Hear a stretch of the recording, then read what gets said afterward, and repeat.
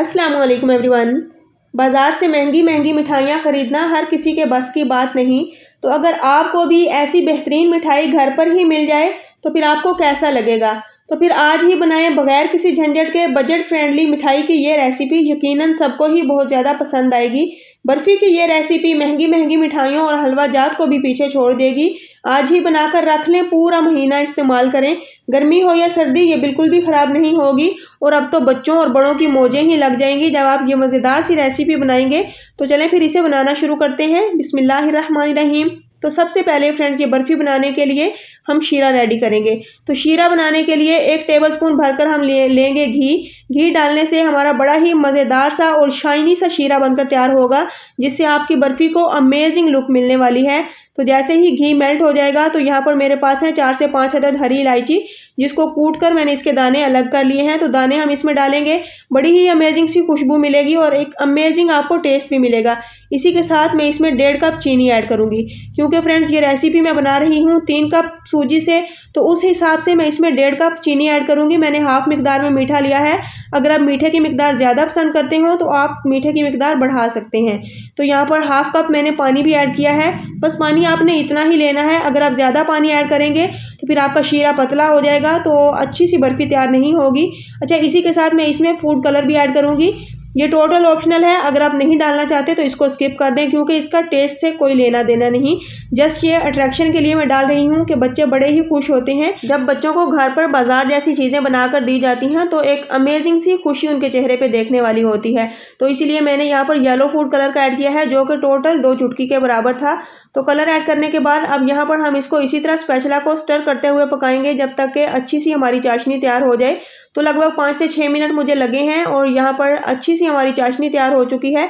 बस आप इस तरह इसको चेक करके देखें, जैसे ही शीरा इसके ऊपर ठहरता हुआ आपको फील हो तो समझ जाएं कि आपकी चाशनी रेडी हो चुकी है। या फिर उंगली की मदद से जब आप इसको इस तरह चिपका कर देखेंगे तो एक तार सी बनने लगेगी। तो बस इतना ही आपने शीरे को रेडी करना था। अब हम इसकी फ्लेम ऑफ करेंगे और शीरे को करते हैं हम साइड पर।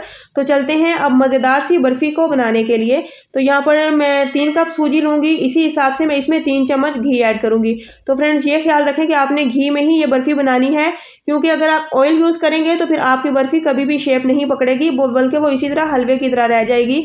तो यहाँ पर मैंने अब फ्लेम ऑफ कर दी है। घी को मेल्ट करने के बाद अब मैं यहाँ पर सूजी छान लूँगी। आप चाहें तो सूजी को अलग से भी छान सकते हैं, लेकिन मैं इसी बर्तन में इसको छान लेती हूँ, क्योंकि मेरी सूजी ऑलरेडी साफ़ है। अगर आपकी सूजी गंदी हो, इसमें कीड़े वगैरह हों, तो फिर 2 से 3 बार उसको छानना ज़रूरी होता है।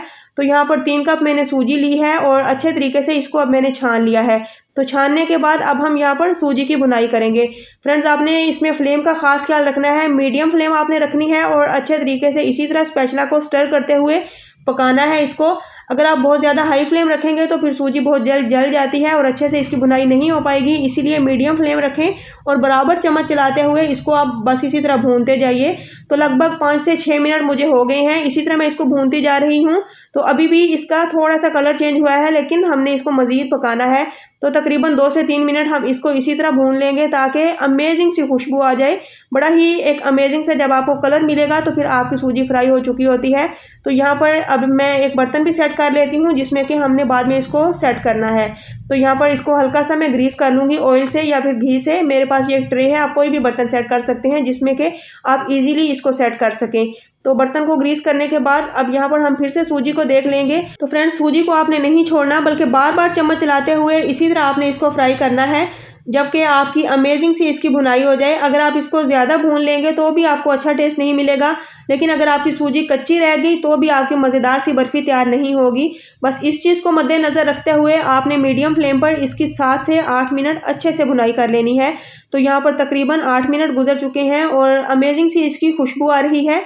और आप इसका कलर चेक करें, इस तरह माशाल्लाह से जब इसका बादामी सा कलर आ जाए तो समझ जाएं कि आपकी सूजी फ्राई हो चुकी है। तो यहाँ पर ये शीरा अब हम इसमें ऐड करेंगे। शीरे को एक बार थोड़ा सा हिला लेंगे ताकि चीनी अगर नीचे बैठ चुकी हो तो अच्छे से इसके अंदर मिक्स हो जाए। अब ये शीरा हम इसके अंदर ऐड करते हैं। तो फ्रेंड्स, ये रेसिपी आप आटे या फिर मैदे के साथ भी बना सकते हैं। लेकिन अगर सूजी के साथ आप ये रेसिपी बनाएंगे तो मैं कहती हूँ इसी के टेस्ट के दीवाने हो जाएंगे। महंगी महंगी मिठाइयाँ और हलवा जात आपको बेकार लगेंगे इस बर्फ़ी के सामने। इतनी मज़ेदार ये रेसिपी तैयार होती है कि आप लोगों की सोच है, आप इमेजिन ही नहीं कर पाएंगे जब तक कि आप इसको बनाकर देखेंगे नहीं, आप इसको टेस्ट नहीं करेंगे। इतनी मज़ेदार ये रेसिपी तैयार होगी। तो फ्रेंड, जैसे ही आप इसमें शीरा ऐड करें तो फ़ौरन से इसको हिलाते हुए अच्छे से मिक्स कर लें। अगर आप इसको अच्छे से हैंडल करना जानते हो तो इसके नीचे फ्लेम ऑन रखें, वरना आप इसकी फ्लेम ऑफ करके इसको बहुत अच्छे तरीके से आपने मिक्स करना है। और जैसे ही आपको लगे कि ये अच्छे से सेट हो चुकी है, मिक्स हो चुकी है, तो फ़ौरन से इसको अपने बर्तन में निकाल लें और इसको सेट कर दें। अगर आप इसको ज़्यादा देर के लिए छोड़ देते हैं तो ये फ़ौरन से सेट होना शुरू हो जाती है और बाद में मुश्किल हो जाएगा आपको इसको हैंडल करना। तो इसीलिए फ़ौरन से जो बर्तन आपने तैयार करके रखा हो इसके अंदर डालते जाएं और इसको किसी भी स्पैचुला की मदद से या फिर किसी कटोरी वगैरह की मदद से सेट करते जाएं। तो अब बर्फ़ी का ये तमाम अमेज़ा मैं इस ट्रे में निकालूंगी और इसको स्पैचुला की मदद से मैं अच्छे से सेट कर दूंगी। तो फ्रेंड्स, आपने इसकी मोटाई का खास ख्याल रखना है कि एक तो इसकी मोटाई इक्वल होनी चाहिए और ना तो बहुत ज़्यादा मोटी हो और ना ही बहुत ज़्यादा बारीक। बस अब यहाँ पर कोई भी ड्राई फ्रूट अगर आपके पास हो तो वो लगा लें। मेरे पास बादाम है और इसी के साथ मैंने थोड़ी सी टूटी फ्रूटी ली है, तो ये मैं इसके ऊपर लगाऊंगी। और अब इसके बाद भी मैं इसको स्पैचुला की मदद से अच्छे से एक बार प्रेस करूंगी ताकि ये तमाम चीज़ें इसके ऊपर चिपक जाएं और उतरे ना।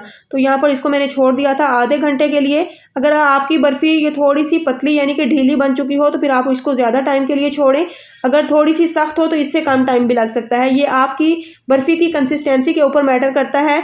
तो यहाँ पर मैंने इसको आधा घंटे की रेस्ट दी थी और अब मैं इसकी कटिंग करती हूँ। तो फ्रेंड्स, बर्फ़ी का साइज़ आप अपनी चॉइस के अकॉर्डिंग छोटा या बड़ा कर सकते हैं, लेकिन मैंने इसको बाज़ार की बर्फ़ी के बराबर ही कट किया है। और अल्हम्दुलिल्लाह आप चेक करें कि इसकी लुक कितनी मज़ेदार आई है और बड़ी ही अमेजिंग हमारी ये सूजी की बर्फ़ी बनकर तैयार हो चुकी है। और इसका टेक्सचर इतना अमेजिंग है कि अगर आप इसको बनाएंगे तो ही आपको अंदाज़ा होगा कि ये कितनी मज़ेदार बर्फ़ी तैयार हुई है। तो बस इसी तरह हम इसको सर्व करते हैं और अल्हम्दुलिल्लाह एक अमेजिंग किस्म की और झटपट बनने वाली ये सूजी की बर्फ़ी तैयार हो चुकी है। तो अगर आपको ये मेरी वीडियो पसंद आए, इसे लाइक करें, ज़्यादा से ज़्यादा शेयर करें और चैनल आसान खाने को सब्सक्राइब कर दें। तो इंशाल्लाह मैं आपके लिए इसी तरह नई से नई रेसिपीज़ लेकर आती रहूँगी। तो अब बाज़ार की महंगी मिठाइयों की आपको ज़रूरत नहीं, बल्कि घर पर ही ये मज़ेदार सी बर्फ़ी तैयार करें, खुद भी इंजॉय करें और अपनी फैमिली को भी इंजॉय करवाएं। तो इंशाल्लाह फिर नेक्स्ट लेकर आऊँगी एक अमेजिंग और मज़ेदार रेसिपी। मुझे अपनी दुआओं में याद रखिए। अल्लाह हाफ़िज़।